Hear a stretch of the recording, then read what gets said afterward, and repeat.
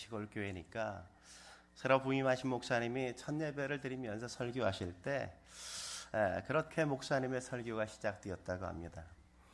어느 바닷가 마을에 어머니를 여인 소년과 그 아이를 너무나도 사랑하는 아들을 사랑하는 그 아버지가 함께 살았습니다. 어느 날 소년은 소년의 친구와 함께 바닷가에 나가서 함께 배를 타고 놀았습니다. 그런데 높은 파도와 강한 바람이 불기 시작하면서 아들이 탄 배가 위태롭게 되었습니다. 아버지는 등대 위에서 그 아들의 모습을 바라보면서 너무 안타까워서 작은 배를 타고 아들이 있는 곳으로 아이들을 구출하기 위해서 보트에 몸을 싣고 아들에게 힘껏 노을 저어 갔습니다. 아이가 탄 배는 아들이 탄 배는 좌초되어서 아들과 아들 친구가 함께 물에 빠져서 허우적거리고 있었습니다. 아들 친구는 이 아버지를 보는 순간 절망했습니다. 아마 나를 구하진 않을 거야. 아버지도 아들에게 손을 내밀려고 하는 그 순간 아버지는 멈칫했습니다. 아들도 아버지가 내 손을 잡아줄 거라고 생각했는데 아들도 깜짝 놀랐어요. 아버지의 손이 오다가 멈췄으니까. 아버지는 아들을 안타까운 눈으로 바라보다가 그 손을 거두고 그 아들의 친구에게 손을 내밀었습니다. 그러면서 아들에게 말했어요. 아들아, 미안하다. 너는 죽어도 천국에 갈 수 있지만 너의 친구는 아직 예수님을 만나지 못했잖아.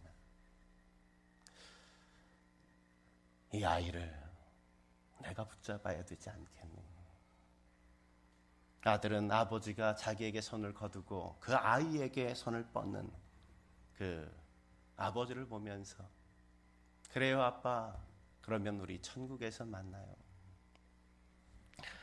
아버지는 배에서 그 아들 친구에게 손을 내밀고 그 아들을 배에 간신히 태우고 세 사람을 타면 좌초될 가능성이 크기 때문에 그 아들 친구만을 데리고 함께 육지로 올라왔다고 합니다.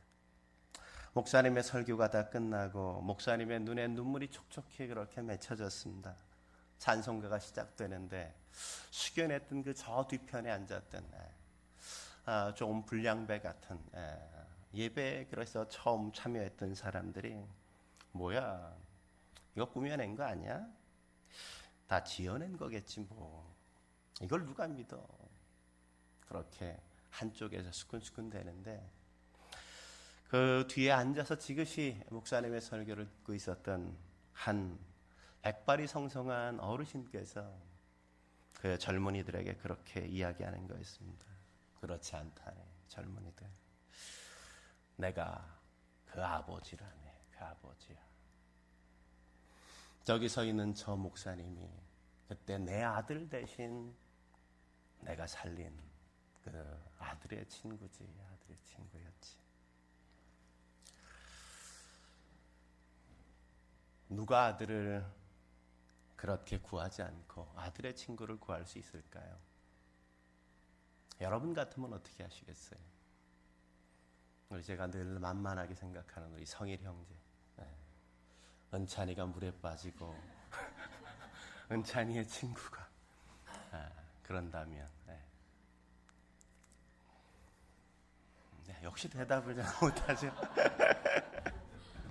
우리 다혜리 아빠 한번. 누구도 쉽게 할 수 없죠. 누구도 쉽게. 누가 과연 그럴 수 있을까 제가 생각하면서 정말 부활을 믿는 사람이 아니면 누가 감히 그 일을 도전할 수 있을까? 그 일을 감히 생각할 수 있을까? 내가 다시금 부활하고 예수님을 믿고 죽는 자들이 마지막 날 하나님이 임하실 때 모든 자들이 다시금 일어나서 부활하신 주님 앞에서 만날 재회의 감격과 기쁨을 함께 기대하고 소망할 수 없다면 그 누구도 그렇게 할 수 없지 않을까 하는 제 마음이 듭니다. 부활의 첫 열매이셨던 예수님처럼 우리가 모두가 다 부활하여 그날 다시금 만나고 하나님의 나라의 영원한 그 나라에서 영원한 인생을 다시금 살 것을 우리가 소망할 수 없다면 우리는 감히 그럴 수 없겠죠. 오늘 본문에 보면 엠마오로 가는 두 제자를 우리가 만날 수 있지 않습니까? 누가복음 24장 18절에 보면 제자 중 한 사람의 이름은 글로바라고 이야기하고 있죠. 교회 전승에 의하면 글로바는 예수님의 아버지 요셉의 형제였다고 이야기합니다. 다른 한 사람은 그의 아들 시몬이었는데 그는 그의 사촌형 야고보에 이어서 예루살렘 교회의 2대 감독이 되었던 사람이라고 그렇게 이야기합니다. 비록 이 두 사람은 12제자 안에 포함되어 있는 제자는 아니었지만 그럼에도 불구하고 예수님을 성실하게 신실하게 따랐던 제자였으면 아마 분명했던 것 같아요. 그러나 이 두 제자가 예수님이 죽으심 이후에 모든 희망을 상실한 채 그들은 무거운 발걸음으로 어쩌면 거대한 낙심과 근심 속에 사로잡혀 그렇게 그의 삶의 현장으로 다시금 돌아가는 걸 우리가 만나지 않습니까? 17절 말씀해 보면 그들의 눈빛은 어땠다고요? 그들은 슬픈 빛을 띠고 있었다 그렇게 이야기하고 있죠. 그들은 낙심했습니다. 그들은 절망했습니다. 그들은 좌절했습니다. 예수님이 이 땅을 구원해 주시고 이 땅을 변화시켜 주실 거라고 그들은 기대하고 우리가 기다려왔던 메시아가 바로 그분이라고 우리가 생각했는데 이제 이 나라가 로마의 압제에서 해방되어서 모든 사람이 새로운 나라를 하나님의 나라를 경험할 것을 함께 기대하고 흥분 가운데 그분을 따라왔는데 그분이 십자가에 붙잡히고 그분이 잡혀 돌아가셨다는 거예요. 그들의 모든 희망과 그들의 모든 꿈과 모든 비전이 다 상실되어지고 그들은 어쩌면 좌절과 절망이 그들의 삶 가운데 펼쳐지지 않았겠습니까? 그들은 모든 기대를 다 상실한 채 이제 고향으로 돌아가면서 엠마오로 걸어가면서 어깨가 축 처지고 그 어떤 희망도 삶의 의욕도 다 상실한 채 그렇게 방황하는 그 걸음을 걷고 있는 거죠. 여러분은 어떠신가요? 여러분의 마음 속엔 오늘 어쩌면 낙심을 갖고 계신 분 계시지 않습니까? 살아야 될 삶의 의욕도 상실하고 살아가시는 분 혹시 있지 않습니까? 여러분의 마음 속엔 거대한 삶의 희망이나 어떤 꿈 같은 것들을 잃어버리고 그냥 또 하루 인생이 열려지니까 하루 살아가는 게 나의 삶의 모습은 아닙니까? 그렇다면 오늘 부활하신 주님을 우리가 만나야 되지 않을까요? 우리가 이 시대에 어떻게 부활하신 예수님을 만날 수 있을까요? 첫째로 일상에서 동행하시는 주님을 발견할 수 있어야 됩니다. 일상에서 동행하시는 주님을 우리는 발견할 수 있어야죠. 루마니아의 사상가 멀치암 엘리아데는 자신의 책 성과 속이라는 책에서 세속적인 것과 성스러운 것을 대립적인 개념으로 소개하면서 종교의 새로운 이해에 대한 새로운 지평을 열었죠. 쉽게 말하면 그런 겁니다. 교회는 거룩한 장소고 나의 가정과 나의 일터는 속된 세속적인 것이다 이렇게 생각하는 거죠. 주일날 이렇게 하나님 앞에 나와 예배하는 주일은 거룩한 날이지만 일주일의 6일은 세상 한복판에 살아가기 때문에 세속적인 것이다 그렇게 생각했단 말이죠. 하나님 앞에 예배하며 찬양하고 기도하는 것은 거룩한 시간이지만 성스럽지만 그러나 삶의 일터에 나가서 나의 아이를 돌보고 내가 땀 흘려 일하고 나의 이웃들과 더불어 함께 사는 날들은 세속적인 것이라고 속되다고 그렇게 이해했다는 겁니다. 성경은 그렇게 말할까요? 성과 속을 나눌까요? 성경은 성과 속이라는 구분을 결코 갖고 있지 않다는 사실을 우리는 이해할 필요가 있습니다. 하나님께는 속된 것이란 존재하지 않는단 말이죠. 하나님은 모든 것들을 다 성스럽게 만드셨단 말이죠. 왜냐하면 그분이 성스럽기에 그분이 창조한 모든 만물들은 다 성스러운 것이고 거룩함이 함께 깃들여 있다는 걸 성경이 그렇게 우리에게 말씀해 주지 않습니까? 바울이 로마서 12장 1절에 뭐라고 말씀하십니까? 그러므로 형제들아 내가 하나님의 모든 자비하심으로 너희를 권하노니 너희의 몸을 하나님이 기뻐하시는 거룩한 산 제물로 드리라. 이는 너희가 드릴 영적 예배니라. 주님은 단순히 주일날만 와서 예배드리는 그 시간을 거룩하다고 말씀하지 않았습니다. 그 예배만이 영적 예배라고 말씀하신 게 아니라 하나님이 만드신 모든 피조물이 살아가는 하나님을 알고 하나님을 믿는 성도들이 살아가는 모든 삶의 장은 거룩한 영적 예배의 장이 되어야 된다고 말씀하신단 말이죠. 너의 삶의 일상에서, 너의 삶의 터전에서 모든 삶이 나에게 드리는 거룩한 예배가 되어지길 기대한다고 주님께서는 말씀하고 계신 것 아닙니까? 단순히 교회에 와서만이 아니라 나의 삶의 일상에서 어떤 친구를 만나는 그 자리든, 그곳에서 나의 이야기가 나눠지고 나의 삶이 너를 통해서 세상 한복판에 함께 전해지고 드러나는 것, 그 예배가 너희의 삶의 일상이어야 된다고 말씀하시는 거죠. 하나님께는 거룩한 시간이 있고 속된 시간이 있는 게 아니라 성도들의 모든 일상이 주님과 함께하는 거룩한 시간이라고 말씀하는 거죠. 오늘 본문에 그런 주님의 모습을 우리가 볼 수 있지 않습니까? 글로바와 그의 친구가 함께 엠마오로 가는 길을 걷고 있죠. 그 길을 걷는 건 아주 일상적인 삶의 모습 아니겠습니까? 우리 형제들이, 자매들이 아침에 일어나서 출근하는 출근길과 같은 그런 아주 사소한 일상의 삶의 길이었단 말이죠. 어쩌면 고향길을 찾아가는, 부모님을 만나기 위해 찾아가는 그런 길과도 같은 길, 어쩌면 거래처를 찾아가는 그런 일상적인 길과도 같은, 그런 단순히 그런 길과도 같은 길이었단 말이죠.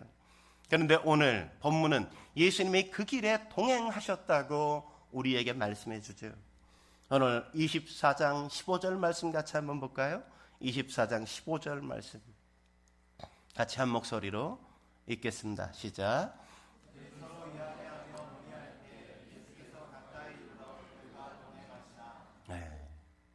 누가 그 자리에 함께 하셨어요? 예수님이 그 자리에 함께 동행하셨다. 예수님은 지금 성전에만 계신 게 아니란 말이죠. 성전에 홀로 앉아서 빨리 와, 이놈들 왜 안 오고 있어? 왜 나를 이렇게 예비하지 않지? 왜 나를 안 찾는 거야? 그렇게 성전 안에 갇혀 계신 게 아니라 당신의 사랑하는 모든 성도들이, 자녀들이 함께 살아가는 삶의 일상의 한복판에 주님은 함께 찾아가시고 그들의 삶 속에서 함께 동행하고 계신다고 말씀해주고 있지 않습니까? 그런데 참으로 안타까운 건 뭐예요? 안타까운 건 뭐예요? 예수님의 동행하심에도 불구하고 글로바와 그의 친구는 예수님을 알지 못했어요. 예수님이 함께 하시는데 그들은 예수님이 함께 하는 걸 깨닫지 못했어요. 이걸 우리는 전문 용어로, 신학적인 용어로 실존적인 무신론자 이렇게 얘기해요. 하나님을 믿어요. 하나님을 따라요. 예배합니다. 그러나 그들의 삶 속에 하나님이 나와 함께 한다는 사실을 믿지 않고 바라보지 않는 삶. 하나님과 더불어 함께 나의 일생을, 상황을, 삶을 살아가지 않는 삶을 실존적인 무신론자의 삶, 그렇게 우리가 이야기할 수 있단 말이죠. 우리가 하나님을 느끼지 못하는 그 시간에도, 내가 혼자라고 느끼는 그 시간에도, 내가 낙심하고 내가 좌절하고 내가 절망하고 이제 모든 게 다 끝났어라고 말하고 외치는 그 시간에도 주님은 그 자리에 함께 계시고 있다는 사실을 여러분 아십니까? 나의 인생이 다 끝난 것 같아. 하늘이 무너져 내리고 모든 삶이 다 파산인 것처럼 느껴지는 그 환경 속에 나는 홀로 고독하다고 외롭다고 부르짖고 세상은 모든 사람들은 나에게 아무 관심이 있지 않아. 나는 홀로 버림받았어 라고 고독하게 말하고 외치는 그 시간에도 주님은 그 자리에 함께 동행하신다는 사실을 믿으시기 바랍니다. 한 걸음 더 나아가서 이 시대에 우리가 부활하신 예수님을 만나려면 어떻게 해야 될까요? 두 번째, 하나님의 말씀을 붙잡고 살아가야만 합니다. 하나님의 말씀을 붙잡고 살아가야 한단 말이죠. 예수님은 슬픔에 잠긴 이 제자들에게 동행하시면서 가장 먼저 하신 일이 뭐라고 말씀하고 있어요? 슬픔의 이유를 묻잖아요. 왜 슬퍼하냐고. 왜. 그들은 예수님이 이스라엘을 구원하실 것을 기대했었다고 이야기하죠. 그런데 비극적이게도 예수님이 붙잡혀서 고난을 당하시고 십자가에 못 박혀 죽으셨다고. 그 일이 3일 전에 있었던 걸 당신은 알지 못하냐고. 그렇게 예수님께 다시금 묻는 그들의 모습을 발견하죠. 그들이 그렇게 낙심하고 그렇게 근심하고 걱정하고 있을 때 주님께서 뭘 하셨다고요? 27절 말씀 같이 한번 보죠. 27절 말씀 같이 한번 읽어보겠습니다. 시작. 이에 모세와 모든 선지자의 글로 시작하여 모든 성경에 쓴 바 자기에 관한 것을 자세히 설명하시니라. 여기서 모세와 모든 선지자의 글이란 구약 성경을 가르치는 거죠. 그러니까 예수님은 성경을 해석하시면서 내가 누구인지에 대해서 이 두 사람에게 설명해 주시는 거죠. 성경의 핵심이 뭡니까? 성경의 핵심이 뭐예요? 성경을 쭉 짜면 뭐만 남을까요? 예수님에 대한 이야기밖에 안 남아요. 성경에 많은 정보가 있지만 다양한 역사가 함께 담겨 있지만 그 모든 역사가 한결같이 가르치고 있는 것, 주목하고 방향을 제시하는 그것을 함께 바라보면 그것에 누가 있어요? 예수님이 있어요. 예수님이 있어요. 그래서 예수님이 요한복음 5장 39절에 뭐라고 말씀하셨습니까? 39절 말씀 같이 한번 읽어볼까요? 시작. 너희가 성경에서 영생을 얻은 줄 생각하고 성경을 연구하거니와 이 성경이 곧 내게 대하여 증언하는 것이니라. 이 성경이 누구에 대해서 증언하고 있어요? 예수님에 대해서 증언하고 있단 말이죠. 하나님의 말씀 앞으로 나아가면, 하나님의 말씀을 열면 그 속에서 누구를 만나요? 우리는 예수님을 만날 수 있단 말이죠. 오늘 예수님도 동일하게 예수님을 알아보지 못하고 근심하고 걱정하고 좌절하고 절망하고 있는 사람들의 절망 속에서 그들의 인생을 다시금 일으키시는 일을 위해서 가장 먼저 하신 게 뭐예요? 그들에게 성경을 펴서 그 성경의 말씀을 풀어서 그것이 내게 대하여 가르치고 있는 거라고 그들에게 말씀을 전하고 있는 것 아니겠습니까? 여러분, 암실에서 필름을 현상할 때 어떻게 합니까?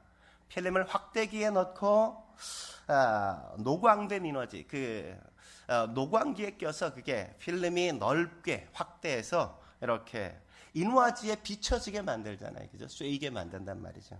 그리고 그걸 어떻게 해요? 트레이에 이렇게 황약품이 담긴 트레이에 그 용지, 인화지를 놓고 이렇게 흔들기 시작하죠.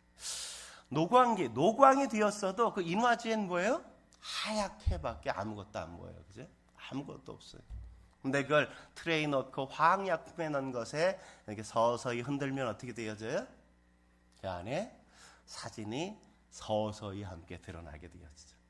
짧으면 1분, 길면 한 3분 정도 그 인화지를 황약품 속에서 계속 흔들어주다 보면 골고루 잘 흔들어져 두면 그 안에 사진이 선명하게 함께 드러나는 것 아니겠습니까?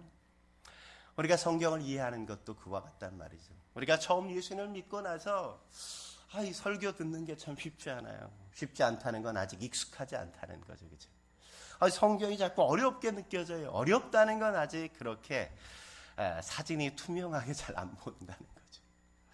어떤 시간이 필요한 거예요? 트레이 넣고 흔드는 시간이 우리 가운데 필요하단 말이죠. 말씀에 좀 젖어들고 익숙해지는 시간이 우리 가운데 필요하다는 거죠. 하나님의 말씀을 열어서 함께 해석해주는 그런 시간들 속에 내가 더 많이 노출되면 노출될수록 성경이 말하는 그 메시지가 무엇인지를 더 투명하게 우리가 발견하게 되어지고 그 속에서 우리가 더 주님을 가까이 만나는 놀라운 역사가 그 안에 있는 것 아니겠어요? 우리가 성경을 읽다 보면 우리의 가리워진 눈이 열려지는 역사가 있게 되는 거예요. 우리가 아직도 성경이 낯설다, 잘 이해가 안 된다, 이거는 조금 더 시간을 우리가 가져야 된다는 거죠. 한국의 경영학계에 존경받는 스승이자 한국교회 평신도 지도자인 김인수 장로님이 그런 간증을 하는 것 여러분 들어보셨습니까? 그분은 예수님을 하나님의 말씀을 믿고 읽고 연구하다가 그분은 예수님을 만나고 그가 신앙생활을 시작했다 그러죠. 김 장로님은 성격이 좀 치밀하고 꼼꼼한 분이셨대요. 그러니까 사람들이 자꾸만 예수 믿어봐 이렇게 그냥 믿으라고 덮어놓고 믿어 뭐 이렇게 얘기하는 게 도대체 이해가 안 됐다는 거죠. 어떻게 그렇게 덮어놓고 믿을 수 있냐고. 내 인생을 걸어야 될 이 신앙에 어떻게 그냥 덮어놓고 믿는 게 가능하냔 말이죠. 장로님은 예수님이 정말 저렇게 믿어야 되는 분인지 성경을 혼자 덮어놓고 믿을 수가 없는 성격이니까 성경을 혼자 펴놓고 읽기 시작했다는 거예요. 성경을 읽기 시작하면서 밑줄을 그어가며 읽고 꼼꼼히 하나하나 섬세하게 읽어가고 잘 모르는 것 같은 게 있으면 질문 표시를 해놓고 수첩에 적었다가 다른 사람에게 혹시 이 말씀이 뭔지 믿음이 좋은 사람 같은 분을 만나면 그런 것들을 물어가면서 함께 읽고 또 연구하면서 그분이 어느 날 성경을 읽다가 주님을 만난 거예요. 부활하신 주님을 만난 거예요. 그분은 그렇게 신앙생활을 시작했어요. 그래서 그분이 이런 말씀하잖아요. 성경을 읽고 예수를 안 믿는다는 건 기적이다, 기적이다. 어떻게 성경을 읽고 예수님을 안 믿을 수 있는지. 어떤 사람이 성경을 읽는데 도대체 예수님이 믿어지지가 않아요. 그러면 그분이 늘 그렇게 대답했다 그러죠. 야, 제대로 읽어봐. 제대로 읽지 않고 대충 읽으니까 그 속에 예수님을 믿을 수 없지. 그래요. 우리가 성경을 제대로 읽는다면, 진지하게 성경을 읽고 말씀을 우리가 신중하게 읽는다면 그 속에 부활하신 주님을 만날 수 있을 것입니다. 한 번은 무디 목사님께서 어떤 사람이 찾아와서 무디 목사님께 그렇게 질문했다 그러죠. 목사님, 성경을 읽다가 잘 깨달아지지 않고 의심이 생기면 어떻게 하면 좋습니까? 여러분도 그럴 때 있잖아요. 잘 깨달아지지 않을 때 어떻게 하세요? 병화 형제는 어떻게 해요? 다시 한번 읽고 그래도 안 깨달아지면 다음 이러고 넘어가요. 우리가 성경을 읽는다고 다 깨달아지는 건 아니잖아요. 그죠? 우리도 잘 안 깨달아질 때가 있단 말이죠. 저도 궁금했어요. 그래서 보편적으로 뭐라 그래요? 기도해봐. 그럼 되지. 이렇게 대답하는데 무디 목사님이 그렇게 대답하지 않는 거예요. 무디 목사님이 이렇게 대답했다 그러죠. 성경을 읽다가 의심이 생기고 깨달아지지 않으면 뛰쳐나가서 전도해 보세요. 성경을 놔두고 나가서 전도할 수가 없다면 그러면 누군가 손수레를 끌고 가면 그 손수레라도 밀어줘 보세요. 밀어줘 보세요. 무슨 일이든 찾아가서 봉사해 보십시오. 그리고 돌아와서 다시금 성경을 읽으면 깨달아질 겁니다. 행하지 않고 읽기만 하니까, 듣기만 하니까 그 말씀이 깨달아지지 않죠. 저는 아주 중요한 인사이트라고 생각해요. 성경이 잘 믿어지지 않는다. 성경이 잘 풀리지 않는다. 어쩌면 우리가 성경을 따라 살지 않기 때문에 머리로만 자꾸만 이해하려고 하기 때문에 성경은 깨달아지지 않는 게 아닌지, 우리가 진지하게 성경을 읽고 연구하고 성경대로 삶을 살아간다면, 순종한다면 그 말씀은 우리의 삶 속에 예수님의 살아계심을 보여줄 거라고 확신합니다. 마지막 한 걸음 더 나아가서 이 시대에 우리가 부활하신 예수님을 만나려면 어떻게 해야 될까요? 세 번째, 성도들과의 교제를 나누며 살아가야 한단 말이죠. 성도들과의 교제를 나누며 살아가야 한단 말이죠. 예수님과 두 제자가 걷다가 이제 한 마을에 도착하게 되어지죠. 날이 저물었습니다. 해가 저물었어요. 이제 저녁 먹을 시간이 되었습니다. 그러자 이 두 제자가 어떻게 해요? 예수님을 초청하죠. 30절, 31절 말씀 같이 한번 볼까요? 30절, 31절 읽겠습니다. 시작. 그들과 함께 음식 잡수실 때 떡을 가시사 축사하시고 떼어 그들에게 주시니 그들의 눈이 밝아져 그인 줄 알아보더니 예수는 그들에게 보이지 아니하시는지라. 그래요. 예수님과 두 제자가 함께 저녁 식탁에 앉아 식사를 나누기 전에 예수님이 뭐 하셨어요? 축복하여 기도하셨다 이런 거죠. 축복하여 기도하셨다. 예수님이 축복하여 기도하시고 그 두 제자들과 함께 성도의 교제의 식탁을 함께 나누어 떡을 떼어 나누어 주셨단 말이죠. 그 시간에 그들이 눈이 열리게 되어지고 부활하신 주님이구나라고 그들이 확인하는 시간 아니었겠습니까? 마태복음 18장 20절에 뭐라고 말씀하십니까? 두세 사람이 내 이름으로 모인 곳에는 나도 그들 중에 있느니라 주께서 말씀하시죠. 어느 자리에 주님의 임재가 있어요? 어느 자리에 주님이 함께 하신다고 말씀하십니까? 성도들이 함께 모여 교제하는 그 자리, 함께 모여서 예배하는 그 자리, 함께 모여서 주님의 이야기를 나누는 성도의 진정한 교제가 있는 그 자리에 주님이 임재하신다고 말씀하시지 않습니까? 생각해 보십시오. 이 두 제자들, 사실 오랜 여행길을 걷다 보면 피곤하지 않았겠어요? 지치기도 하잖아요. 저녁 때쯤 하루 종일 걸었으면 얼마나 피곤하겠어요. 아니 그냥 혼자 그냥 쉴래 이런 마음도 갖고 있지 않았겠습니까? 쉬고 싶은 마음. 그런데 그들은 그냥 쉬러 가지 않았단 말이죠. 함께 걸었던 그분을 좀 식탁에 대접해드리고 싶은 마음이 있었단 말이죠. 그래서 예수님을 초대해서 같이 식사를 하자고. 사랑의 식사, 사랑의 만찬을 함께, 작지만 함께 그분을 대접하고 싶은 그 마음 때문에 예수님을 초대하는 것 아니겠습니까?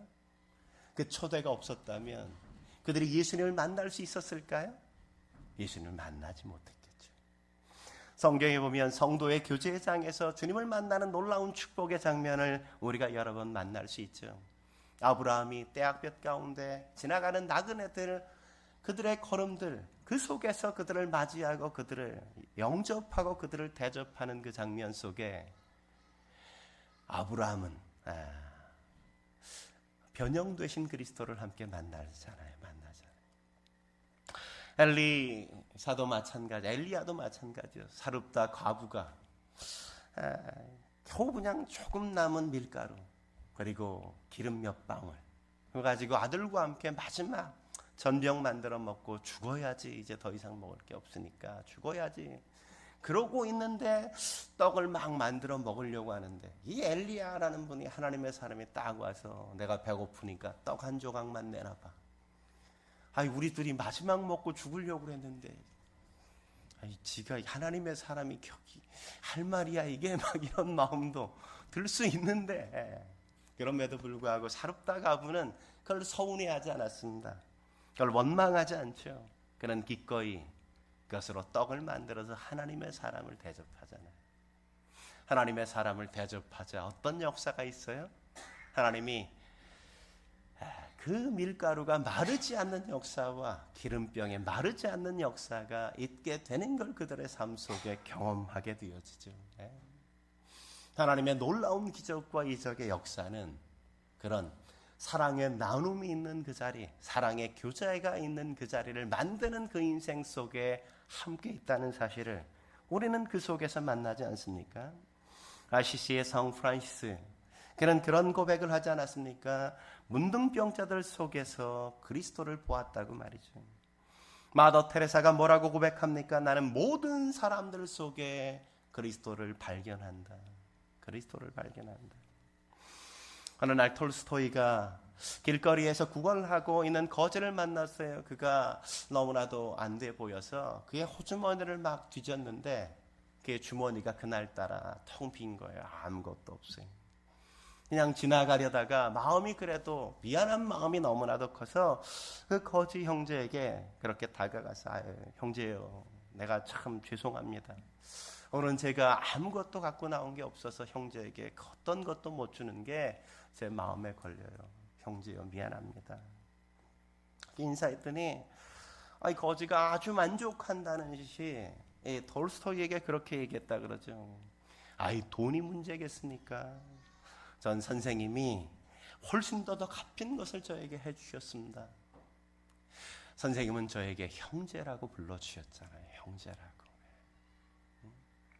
거지에게 누가 형제라고 불러주겠습니까? 돈 몇 푼보다 선생님은 저에게 훨씬 더 값진 것을 저에게 베풀어 주셨습니다. 톨스토이의 얘기 중에 어느 구두장이 한 분이 있었는데 그 구두장의 이야기가 나오죠. 어느 날 그 구두장이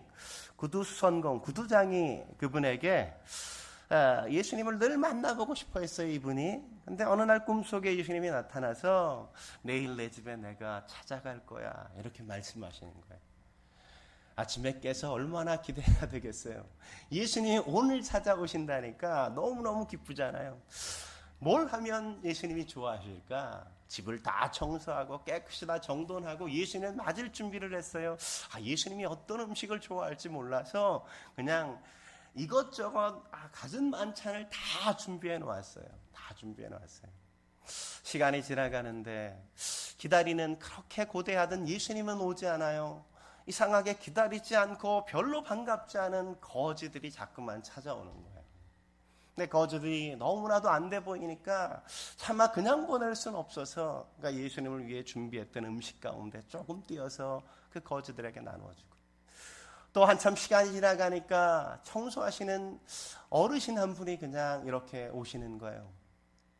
그분도 보니까 얼굴이 초췌하고 무척 허기에 시달린 것 같이 보였어요.